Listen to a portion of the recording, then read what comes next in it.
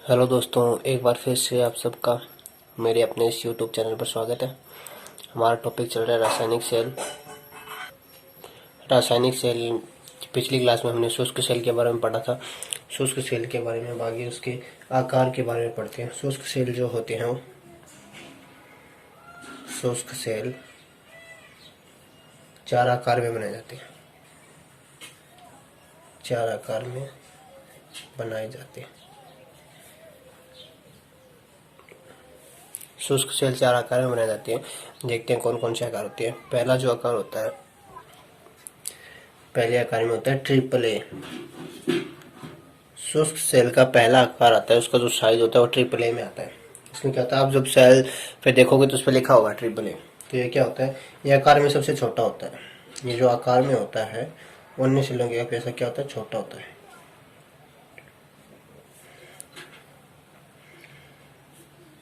आकार में सबसे छोटा होता है। ट्रिपल ए जो साइज होता है आकार में सबसे छोटा होता है।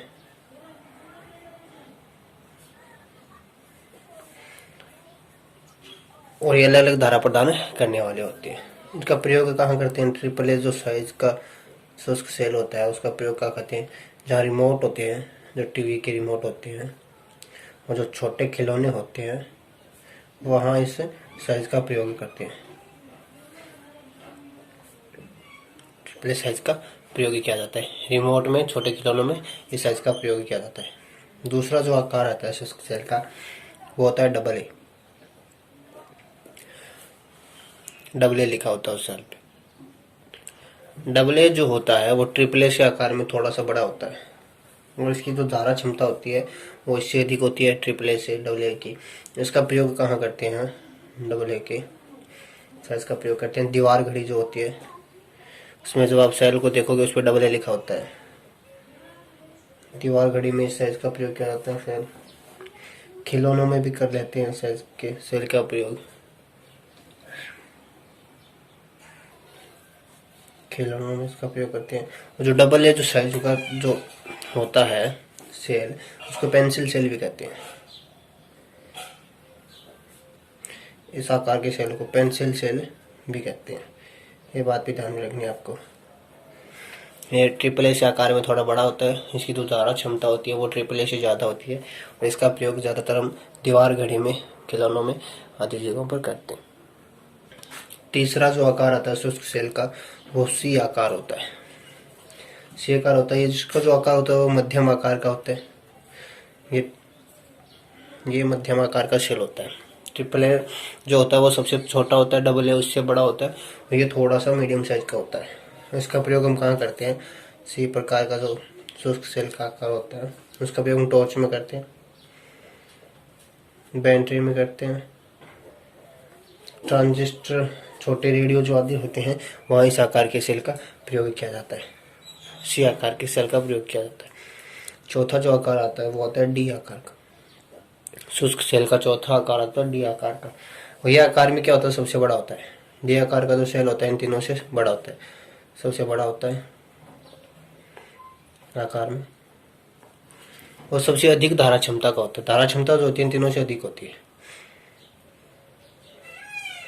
अधिक धारा क्षमता का होता है। सेल की एक हिस्सा होता है। इसका प्रयोग कहाँ करते हैं, तो रेडियो वगैरह में इसका प्रयोग किया जाता है। रेडियो आदि जो होते हैं वहां पर डी आकार के सेल का प्रयोग किया जाता है। शुष्क सेल जो होता है वो लेग्रांजी सेल का क्या संशोधित रूप है, एक शुष्क सेल जो है। अगला पढ़ते हैं पांचवा, सिल्वर ऑक्साइड सेल। इसमें क्या होता है, इसका जो निर्माण करते हैं वो स्टेनलेस स्टील के एक पात्र में करते हैं। पात्र इसका हो जाता है स्टेनलेस स्टील का।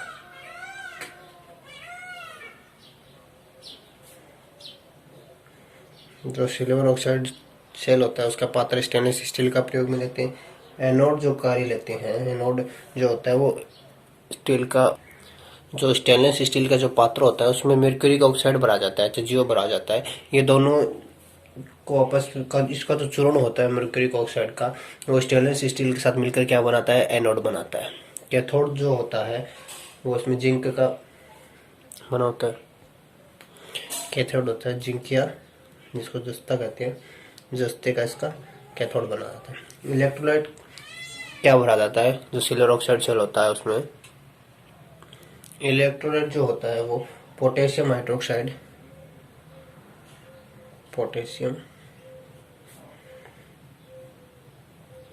हाइड्रोक्साइड और जिंक ऑक्साइड जो होता है,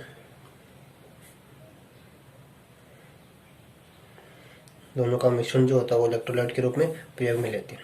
पोटेशियम हाइड्रोक्साइड को हम KOH द्वारा दर्शाते हैं और जिंक ऑक्साइड जो होता है वो ZnO होता है।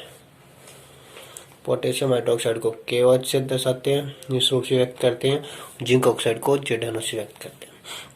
तो एक बार देख लो, जो सिल्वर ऑक्साइड सेल होता है उसमें जो पात्र बना होता है वो स्टेनलेस स्टील का होता है। एनोड जो होता है वो मरकरी ऑक्साइड का चूर्ण जो होता है वो इसके साथ क्रिया करके एनोड बनाता है। कैथोड जस्ते का होता है। इलेक्ट्रोलाइट के रूप में हम KOH ZnO दोनों का मिश्रण प्रयोग में करते हैं। इस सेल का जो EMF का मान होता है वो 1.4 वोल्ट से लेकर के 1.5 वोल्ट के बीच होता है। सिल्वर ऑक्साइड जो सेल होते हैं वो आकार में बहुत ही छोटे होते हैं, इसलिए सेल का दूसरा नाम होता है। सिल्वर ऑक्साइड सेल को हम बटन सेल भी कहते हैं। सिल्वर ऑक्साइड सेल जो होते हैं उनका दूसरा नाम होता है बटन सेल। इसका उपयोग हम कहाँ करते हैं, जो लघु आकार के जो इलेक्ट्रॉनिक्स उपकरण होते हैं छोटे छोटे वहाँ करते हैं। जो पॉकेट कैलकुलेटर होते हैं,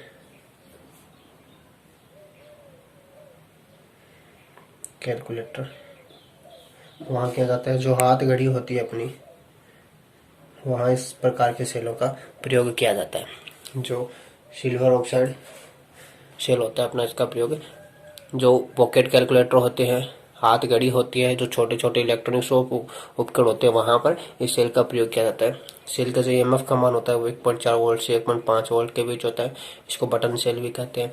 इस तरह से ये जो सेलों जो प्राथमिक सेलों के प्रकार है वो पूरे हो जाते हैं। अब अगला पढ़ते हैं द्वितीयक सेल। द्वितीयक सेल क्या होते हैं देखते हैं। द्वितीयक सेलों की परिभाषा देखो कि जिस सेल को या जिसको निरावेशन समय की धारा दिशा के विपरीत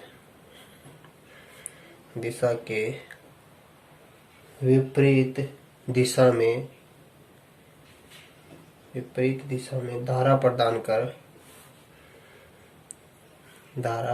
कर पुनः आवेशित किया जा सके। आवेशित यानी कि रिचार्ज, जो चार्ज होता है पुनः आवेशित रिचार्ज किया जा सके वो कौन से सेल कहलाते हैं, द्वितीयक सेल कहलाते हैं। कि सेल जिसको निरावेशन समय जो होता है जिसको हम डिस्चार्ज करते हैं, निरावेशन का अर्थ होता है डिस्चार्ज ऑफ सेल को करते हैं। तो निरावेशन की जो धारा दिशा होती है, डिस्चार्ज करने की जो धारा दिशा होती है उसकी विपरीत दिशा में उसको धारा प्रदान कर देते हैं तो पुनः आवेशित हो जाता है। तो इस तरह के जो सेल होते हैं वो द्वितीयक सेलों की श्रेणी के अंतर्गत आते हैं। अब इनके प्रकार के बारे में देखते हैं कि ये कितने प्रकार के होते हैं। तो पहला होता है द्वितीयक सेलों का पहला प्रकार है lead acid cell. Lead acid cell क्या है इसमें देखते हैं। लेड एसिड सेल का जो आविष्कार किया था वो किसने किया, देखो इसका आविष्कार हुआ था सन 1859 में। सन 1859 में इसका आविष्कार किया था।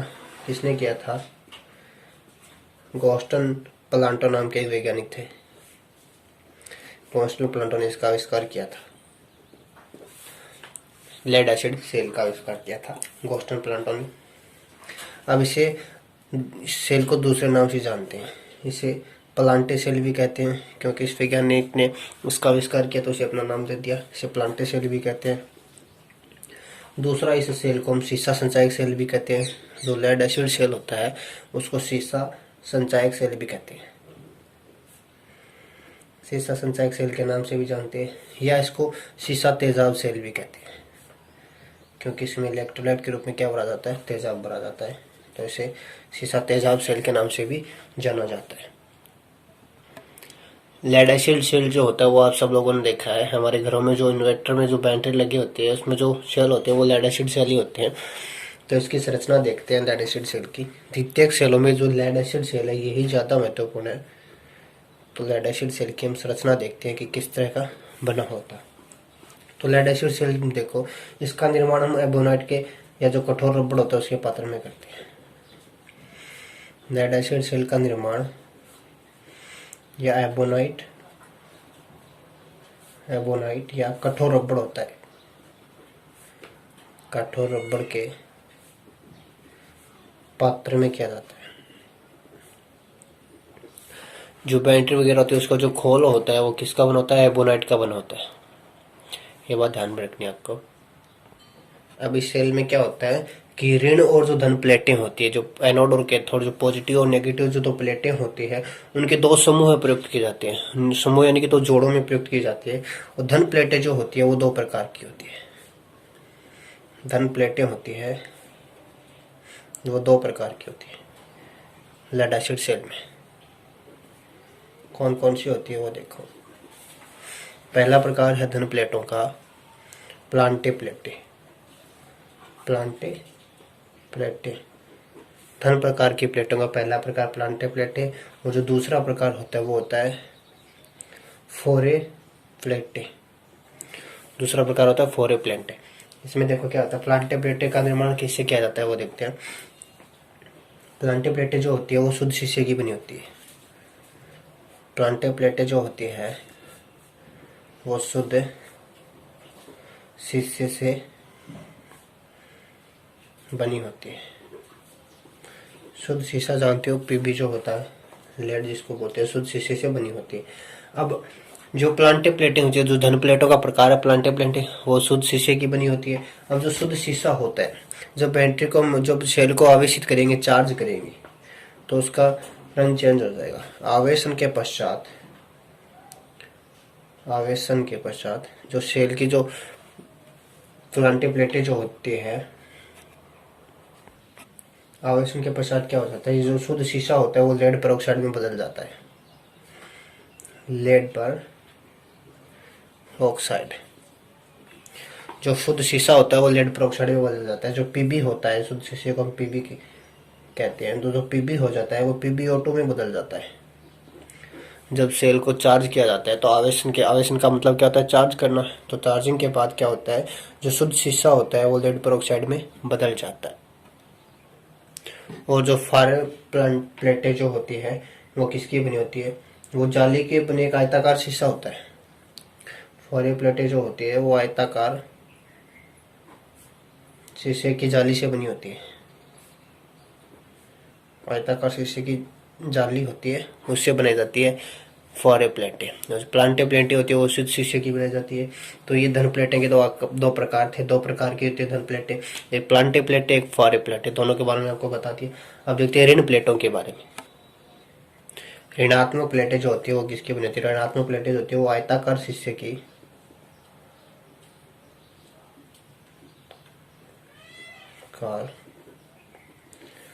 की जाली किससे बनी होती है?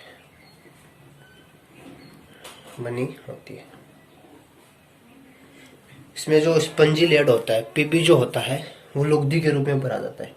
पीबी वो जो होता है वो लुगदी के रूप में भरा जाता है।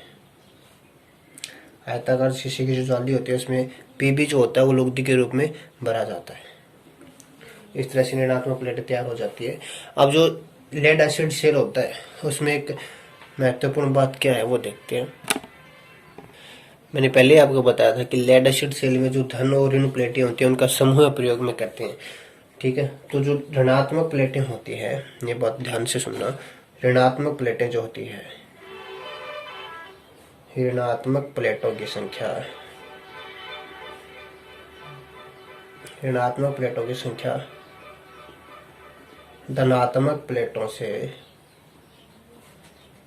धनात्मक प्लेटों की संख्या से या धनात्मक प्लेटों से एक अधिक रखी जाती है।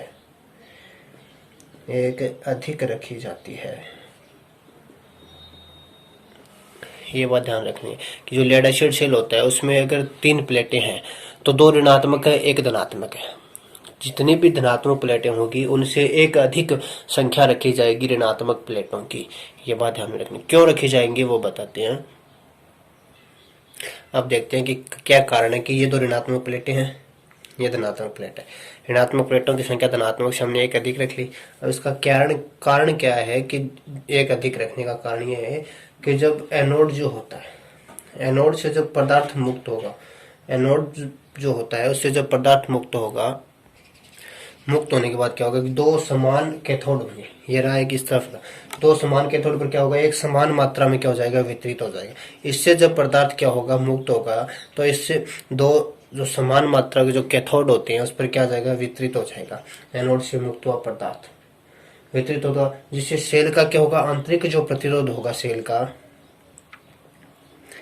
आंतरिक प्रतिरोध का मान क्या होगा, कम होगा, आंतरिक प्रतिरोध घटेगा।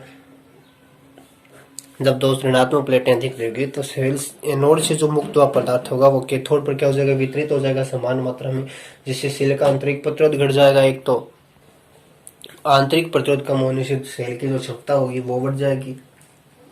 इसके अतिरिक्त क्या होगा, जो पॉजिटिव प्लेट होती है वो दोनों तरफ से क्या रहेगी, सक्रिय रहेगी। इस तरफ से भी सक्रिय रहेगी, इस तरफ से भी क्या रहेगी, सक्रिय रहेगी। तो ये एक फायदा होता है सेल में ऋणात्मक प्लेटें एक अधिक उपयोग लेने का। अब जो लेड एसिड सेल होता है उसमें इलेक्ट्रोलाइट के रूप में क्या प्रयोग में लेते हैं। इलेक्ट्रोलाइट जो होता है वो तनुगंधक का अम्ल होता है। इलेक्ट्रोलाइट तनुगंधक का